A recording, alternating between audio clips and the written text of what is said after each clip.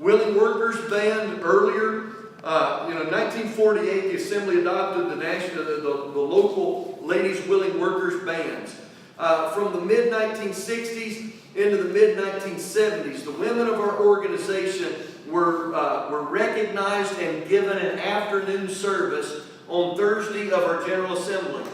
This was their service where they sang, testified, prayed, women ministers preached.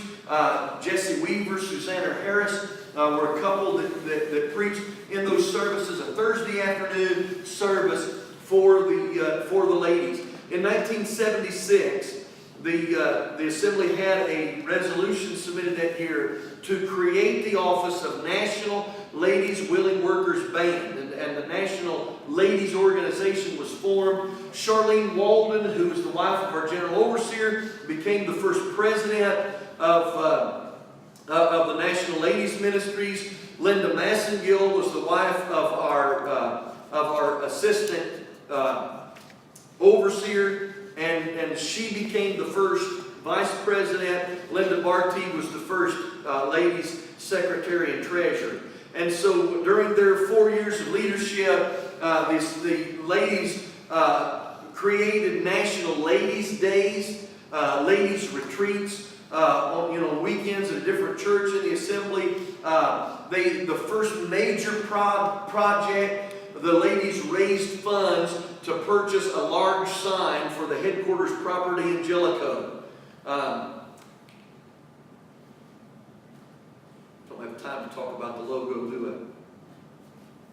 But the sign was purchased. Talk about the logo in break or something. In 1980, Jackie Cox was elected to the office. Jackie was concerned about the poor attendance at the ladies' retreats, and so she started having both a Northern Ladies' Day and a Southern Ladies' Day, a single-day event where they could have workshops and teaching and training for ladies. The first of these seminar-style Ladies' Days was held in Middlesboro, Kentucky in 1981.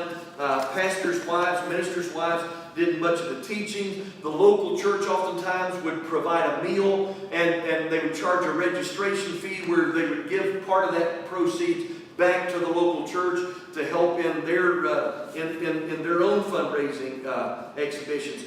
Beulah Fry was one of the vice presidents during the time, and her background in art had allowed some of the attendees to have some fun while they were there by bringing crafts and having a craft sale, a craft bazaar, if you will. They instituted national dues for fundraising, asking each of the ladies to contribute locally, and then those dues be sent to the National Ladies Ministry. Beulah Fry was elected in 1984, and she served for an unprecedented 6 years. In that capacity, Beulah was a member of the church there in Jellicoe. The Ladies' Day transitioned to more of a worship service style, from seminar style to worship service, where a guest minister would come and preach. Generally, a man would come and preach to the ladies in those Ladies' Days. In 1990, Paulette McClanahan became the ladies' president, and during that time at the 1993 Annual Assembly, the title was changed from National Ladies Willing Workers Ministries to National Ladies Ministries Department. So the National Ladies Ministries, I mentioned the tenure of office and those things that also took place, the changes during that time. Paulette would have classes, generally have 2 classes at Ladies' Day, and then a preacher would preach in the worship service. So you'd have 2 classes where the ladies could pick which class was most relevant to what they were interested in participating in. Nancy Vance served in that capacity from 1996 to 2002. During that time, they bought a new sign for the campgrounds, and they also elevated the stage at the General Assembly. The ladies raised money to contribute to that. Sister Nancy began again contributing on a regular basis to the Gospel Herald with a National Ladies page to help increase and improve communication. She also was instrumental in adding the National Ladies officers to the annual statistical letter, so that when churches lettered into the General Assembly, they could gather the information about ladies officers and addresses so that they could correspond directly to ladies, to the local ladies departments instead. In 2002, Beverly Halcomb was elected to the office of ladies president. One of the things that Sister Bev did, they decided that in lieu of dues, that each local ladies ministry should have a fundraiser each year and send the proceeds. It just got so hard to demand dues, to exact dues out of members, especially local members that aren't as connected to the net. But you might be able to get them to participate in a fundraiser and say, hey, let's do something, raise some money for the projects we've got going on in the National Ladies Department. In 2006, Lois Centers was elected to the office of ladies president. During that time, they remodeled the laundry room at the campgrounds, which was a major undertaking, and some other projects. Sister Misty Hill was elected in 2012, and Sister Misty, in addition to the Soul Mile campaign, they gathered 2,500 pairs of flip-flops to send to missions.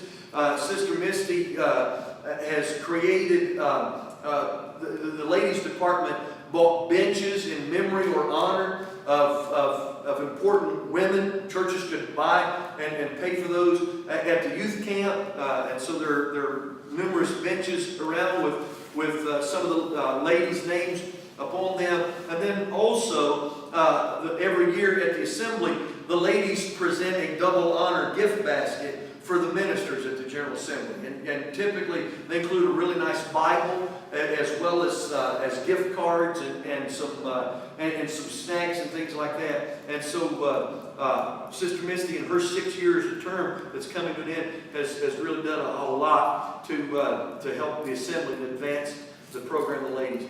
Last thing we're going to look at, and we don't have to take too long with this because it's not that long a time, the National Men's Ministries Department, Men of Integrity. In 2001, Brother Lonnie Lack had a burden for men's ministry. I'll talk about that more in the next session. And to promote strong Christian male leadership, to come under the support of a pastor and to support the pastor's leadership. Henry Taylor had been serving for a long time as National Christian Education Director. And so in 2000, Brother Lonnie began to envision a National Men's Ministries Department. And so at the assembly, he approached Brother Taylor about heading up this program.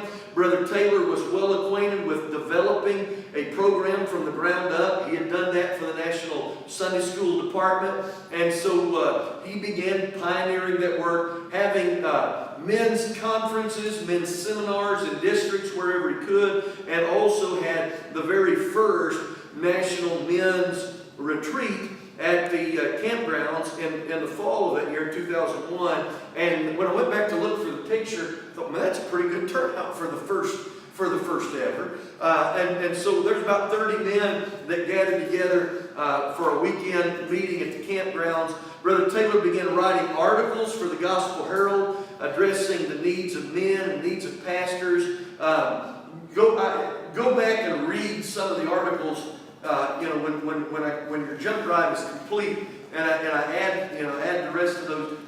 Brother Taylor wrote some really good articles that are related to men's ministry and pastoral support, doing the work of the armor bearer.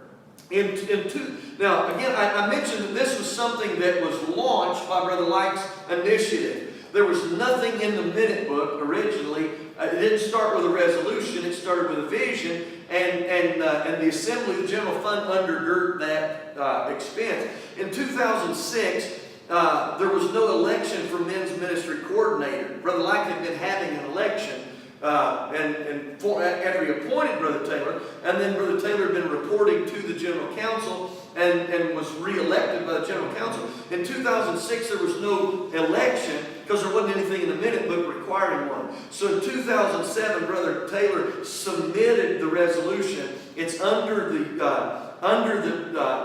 Christian Education Department, under the auspices of the Christian Education Director, to create the office of men's ministry director, and he served in that capacity for nearly 10 years. In 2010, Heath Hunter, who is working with Pastor Rick Massengill in Monroe, Michigan, was elected to one term between being a full-time salesman and an associate pastor. Brother Heath didn't have a whole lot of time to dedicate to the national job. In 2012, Farron Cole, pastor in Rittman, Ohio, was elected to 2 terms in 2012 and 14. In addition to men's articles in the Gospel Herald, Brother Farron also began hosting men's webinars where the men could participate. Didn't necessarily have to come to a particular conference, but everybody could benefit from the teaching and the instruction of the men's ministry program. In 2016, Pastor Jamie Couch in Ferguson, Kentucky,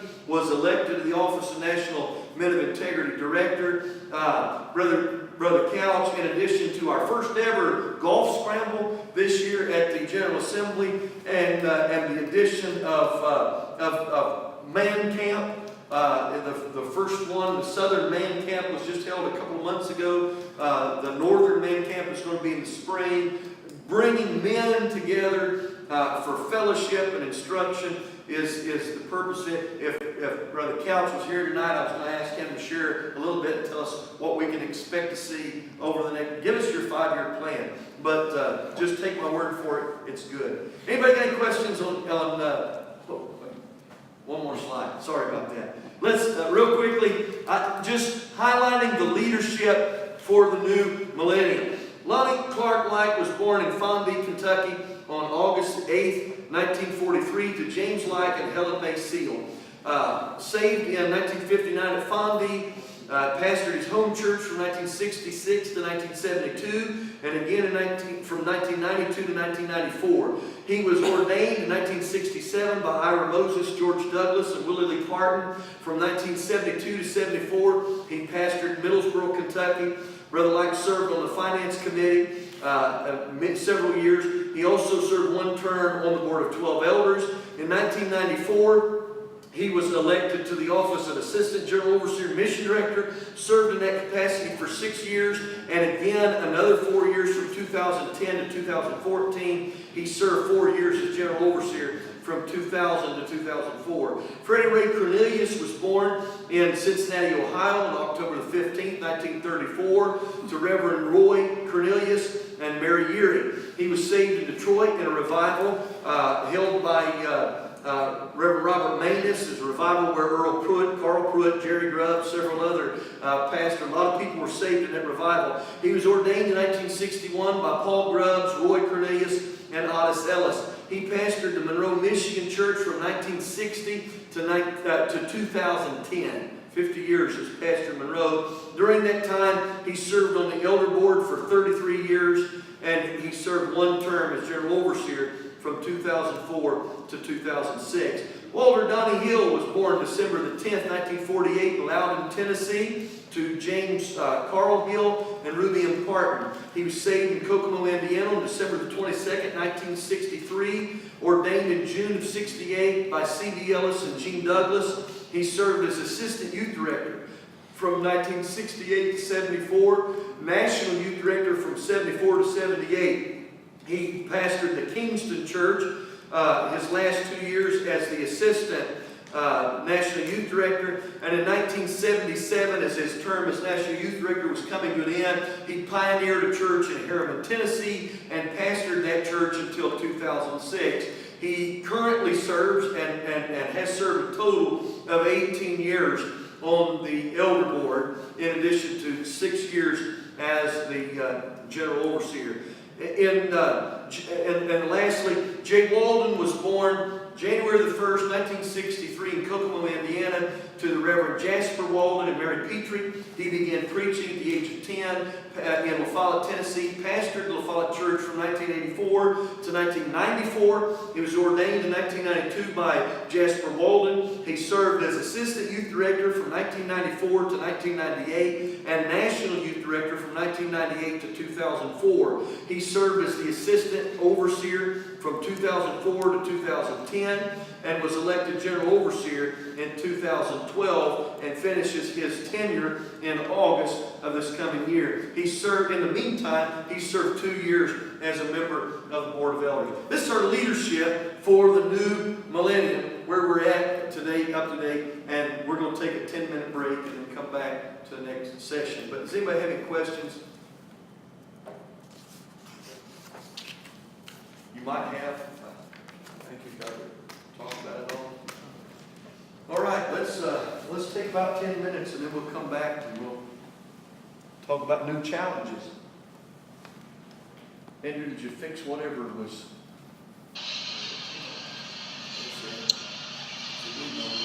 We're live. All right, see you later.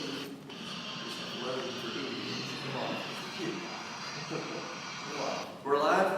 All right. This last session about our history is going to focus on some new challenges. I'm going to talk specifically about 3 events that I feel like that anybody who is desiring to understand where the Church of God Mountain Assembly is right now, they have to understand these 3 events from the same time frame, roughly 2000 to 2004.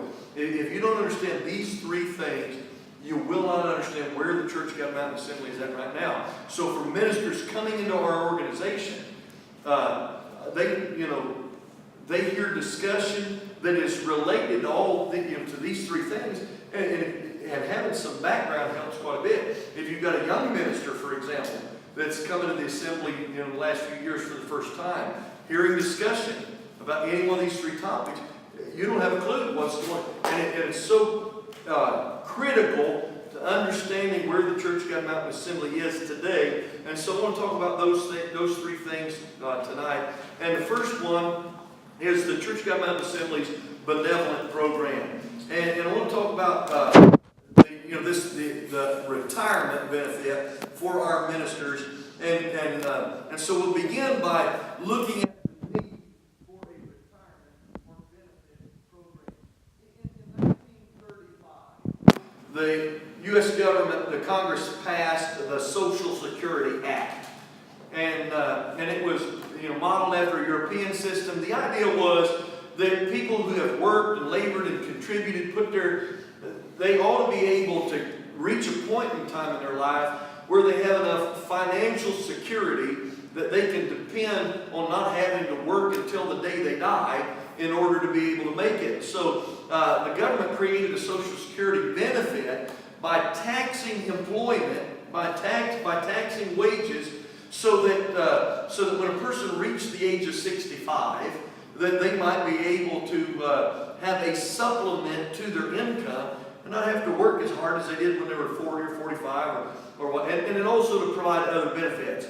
But 20 years later, the Church of God Mountain Assembly recognized we've got pastors who are pastoring, giving their life, but sometimes they're pastoring without any kind of pay whatsoever from the church. Other times they're giving their heart and life to the ministry. The church might be doing what they can to financially help them.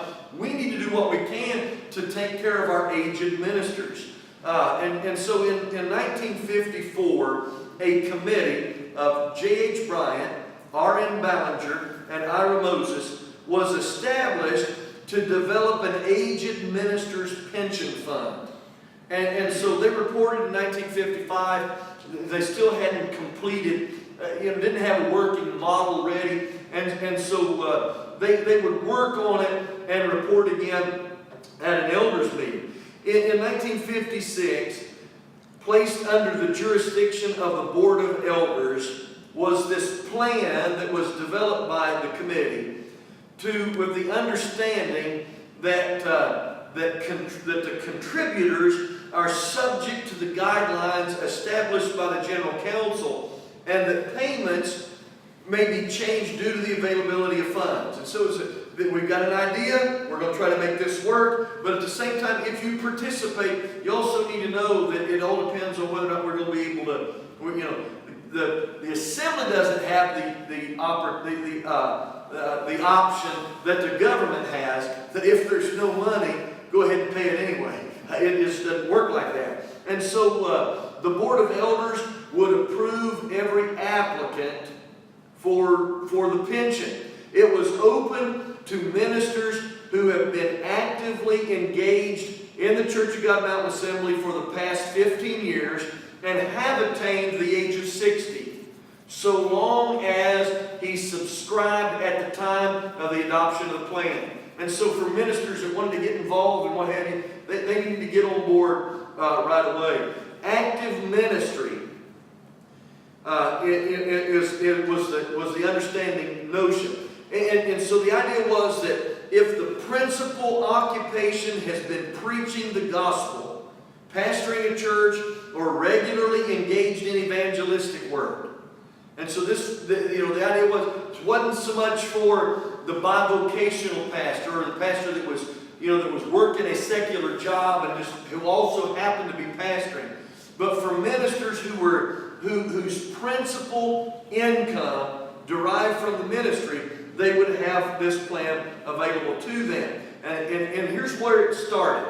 The minister would receive $1 a month for each consecutive year of service.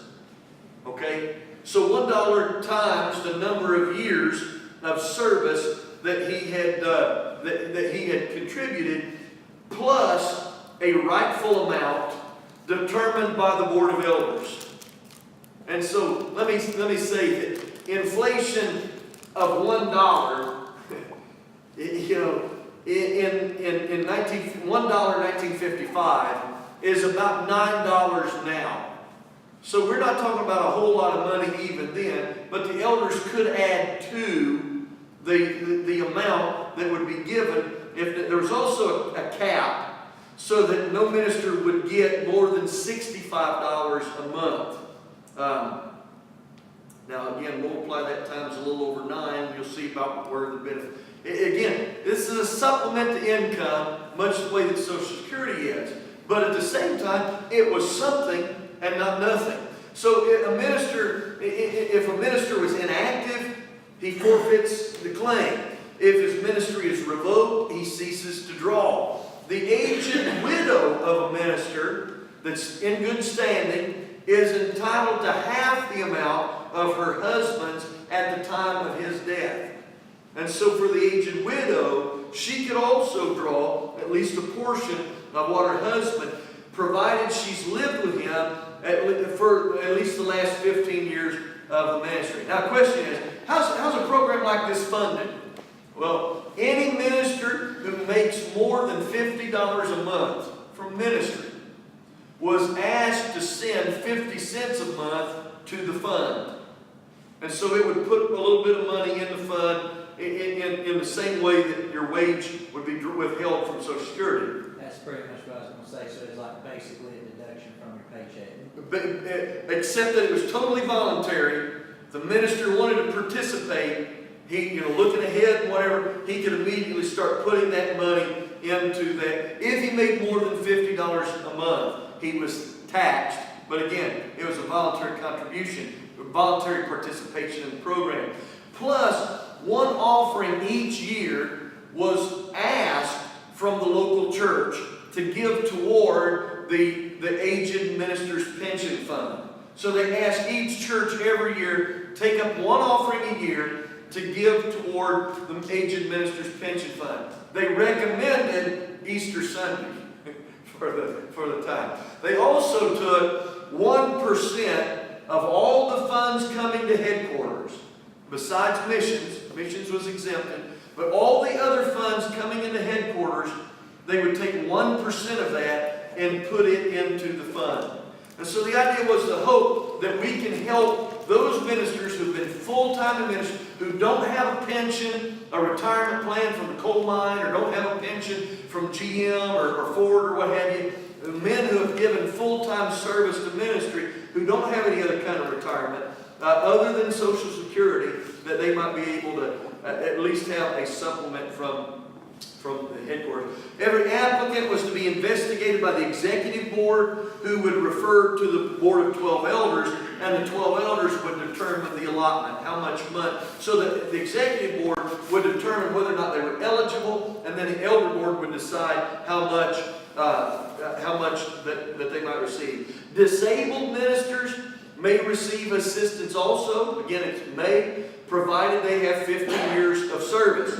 The board had the power to invest monies that were given to the aged minister's pension. The board could invest it in such a way, in any way that they deemed necessary to return an investment. As long as there's no chance of loss. They wasn't taking it to the racetrack and betting on the ponies or nothing like that. But they had the power to invest the money to bring a return, but not the power to redirect. So they couldn't take the money and put it into something else. And so that was how the first plan was set up. In 1966, Paul Yeary from the Goshen Church presented a new minister's retirement plan. And the assembly will pay to the minister the smaller amount of 1/2 the amount that the minister paid. Basically, the time he would give back, the assembly would give back to the minister up to half of the amount that he had paid smaller. Now, the idea from Social Security, you are taxed 7.5% or 8.3%, whatever it is now, for Social Security and Medicare, comes out of your paycheck automatically. That amount, the total 16.5% or what have you, is sent to the government. You get your money from the government, can't tax the church.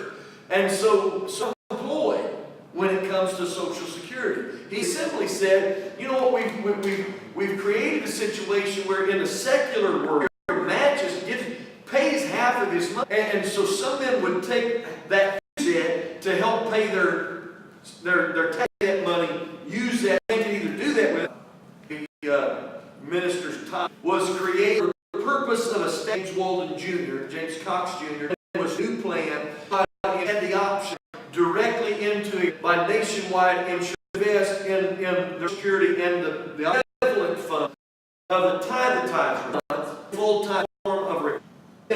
We created two who don't know that with 3 missions and 1983 and developed program, established first meeting in January and to work at Leon Petrie the fight committee elected again. All 5 of the church time death and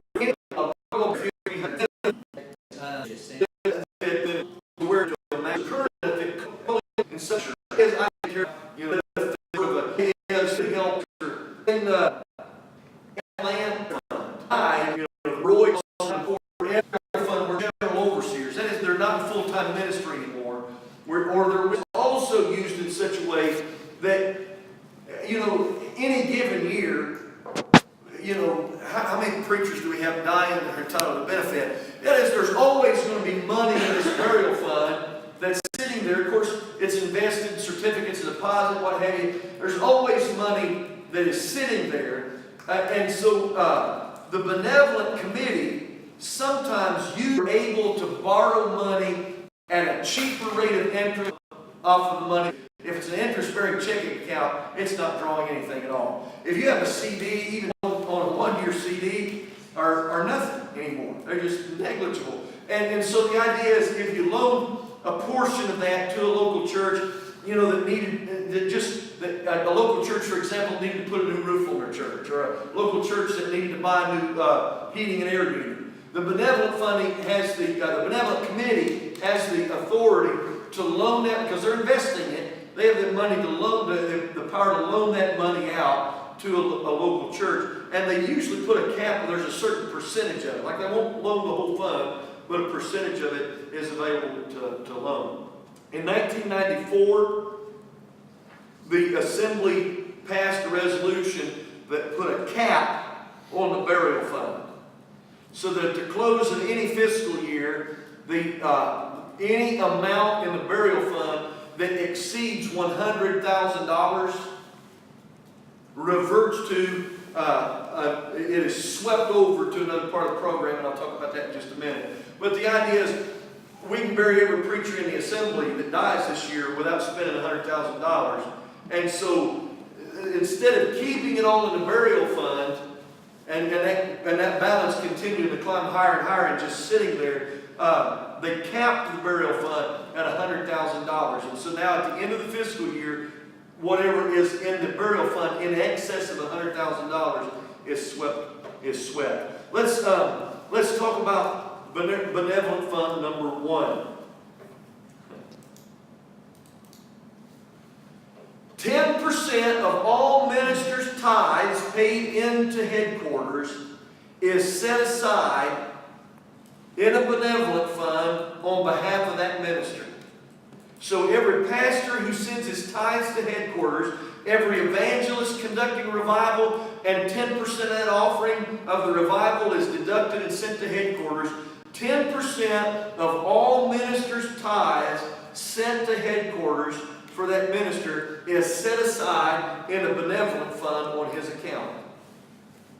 At the age of 65, that's the benevolent fund of every preacher, and at age 65, 62 now, allotment.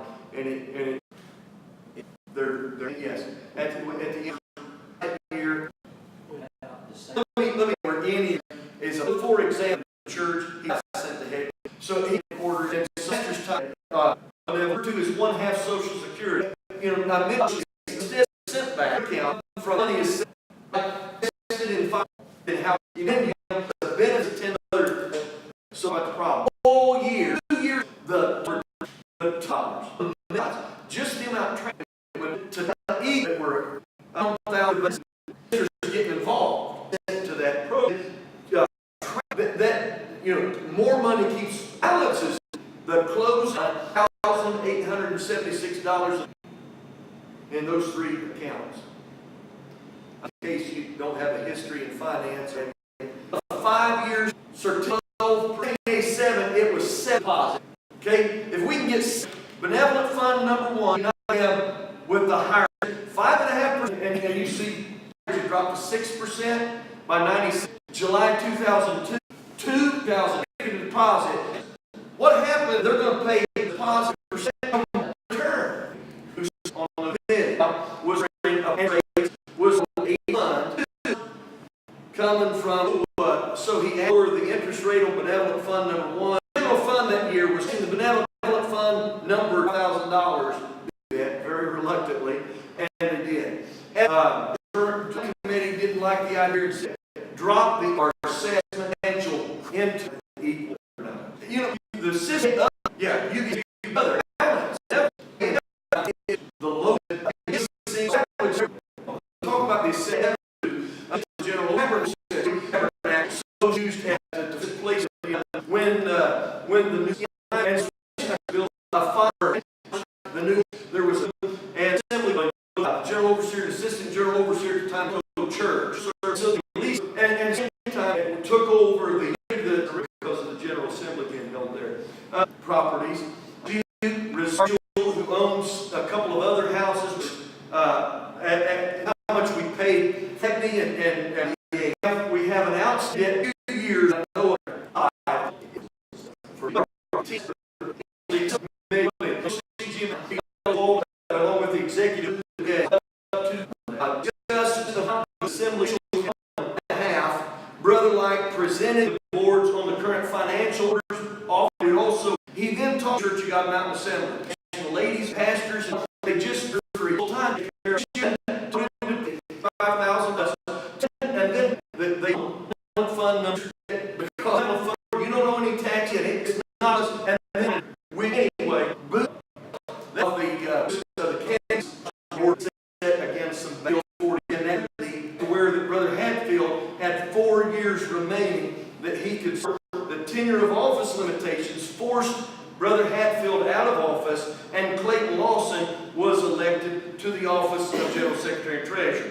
Clayton Lawson, who I've talked about and bragged about on many occasions in this class about his capabilities, he was a popular preacher. He was capable of many things, but the duties of this office were not in his repertoire. And Clayton realized that.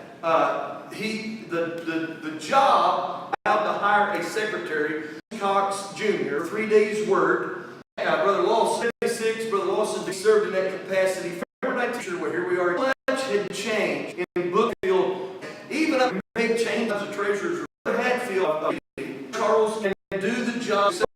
Jim was a bookkeeper. He was elected to the office in the 4-year term. The office of Jim. So the tenure and so 19 treasurer, and he served in that capacity for the next 6 years. So let's get up to 2000. 2 declined, unopposed, 37%.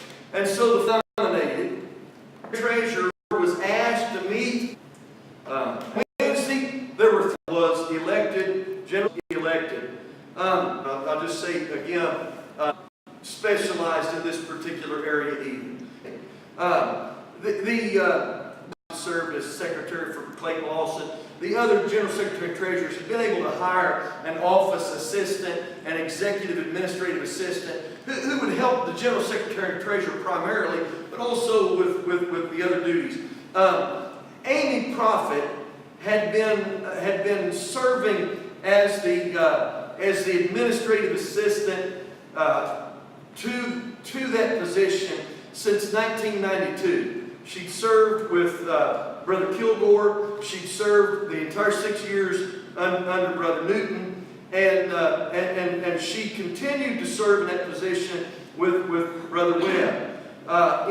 In March of 2003, March 11, 2003, the Finance Committee met in a special meeting necessitated by the resignation of Amy Prophet to discuss her request for vacation and severance and overtime that was due, and to discuss the salary of a to-be-hired executive administrative assistant.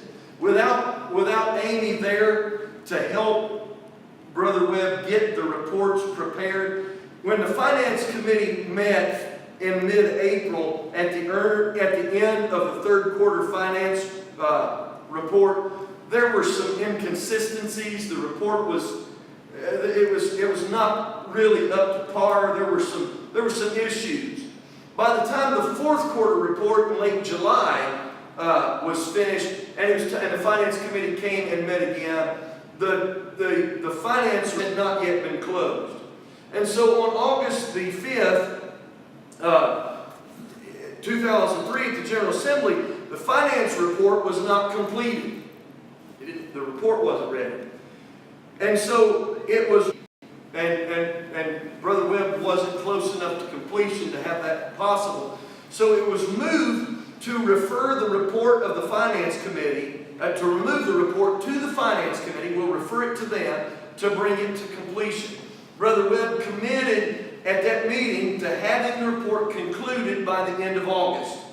And so the motion was amended to authorize the Finance Committee and the General Secretary and Treasurer to the Finance Committee to act on behalf of the General Counsel to receive the report.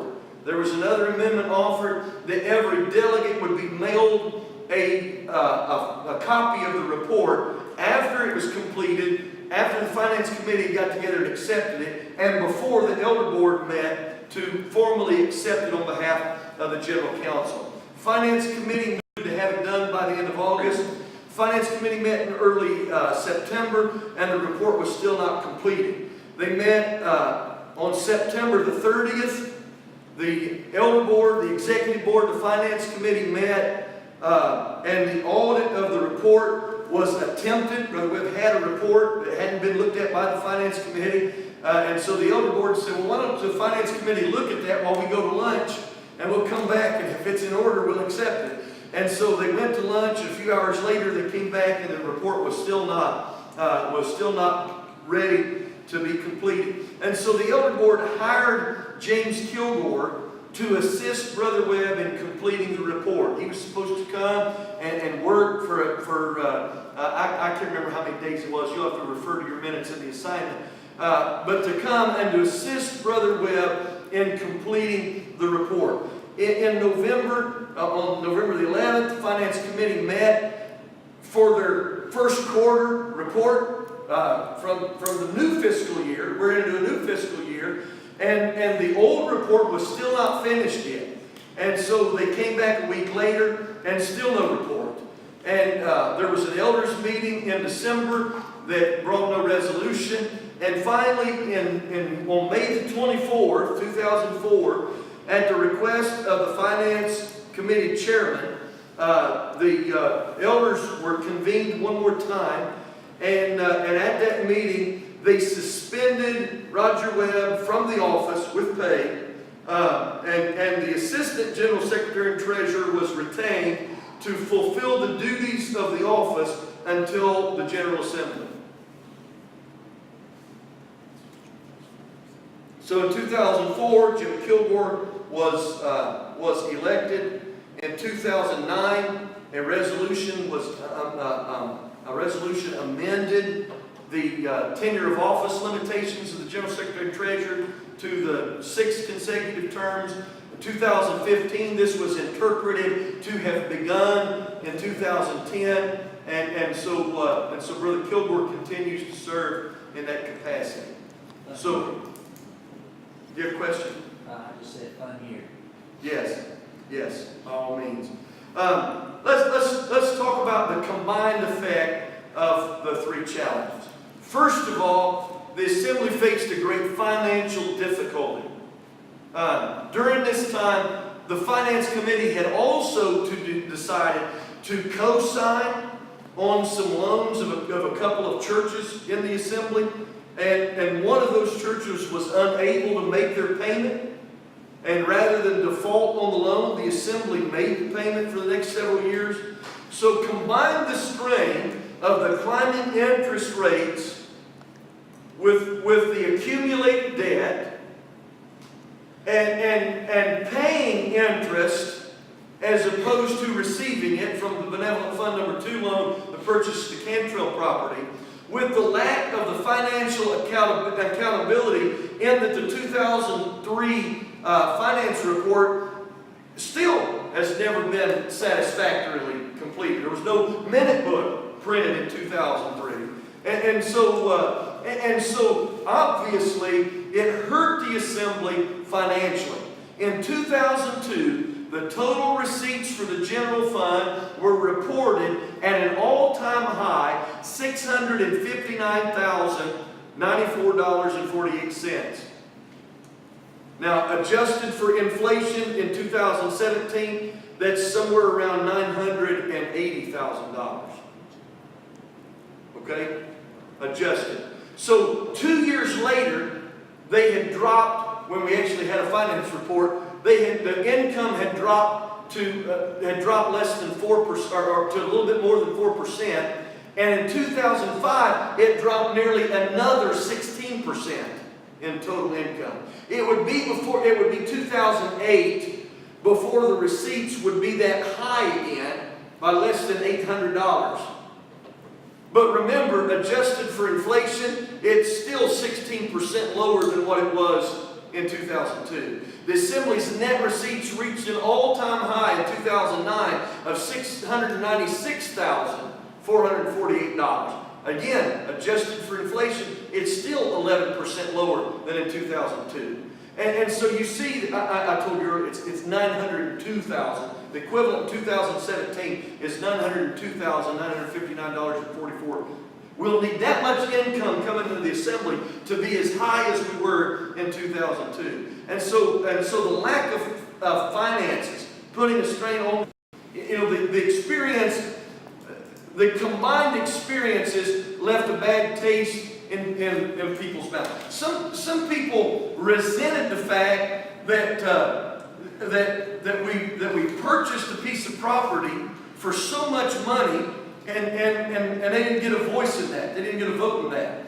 Other people resented the fact that you borrowed my money to do it and didn't even ask me. Coming from the Benevolent Fund. And so the combination of I mentioned the election in 2002. During that course of time from 2002 to 2004, there were 5 elders meetings. 2 regular elders, there were 5, from 2003 to 2004, there were 5 elders meetings that were held in a year's time, within a year's time, and all of them related some way or another to the job of the General Secretary and Treasurer, and nothing really being done about it contributed to a low sense of morale. Now you can see the low morale demonstrated in the amount of finance that's sent to headquarters, but it can also be seen in attendance at national functions. The attendance at the General Assembly dropped. One quantifying measure is the delegate count. If you're counting people at a worship service, it all depends on who's counting. And it all depends on what their perspective is about whether or not the crowds are better this year than they were last year. But one quantifying measure is the delegate count. Realizing that the delegate count in election years can always be higher than the delegate counted in off years. In the 1980s, the delegate count was 47. In the 1990s, it averaged 170.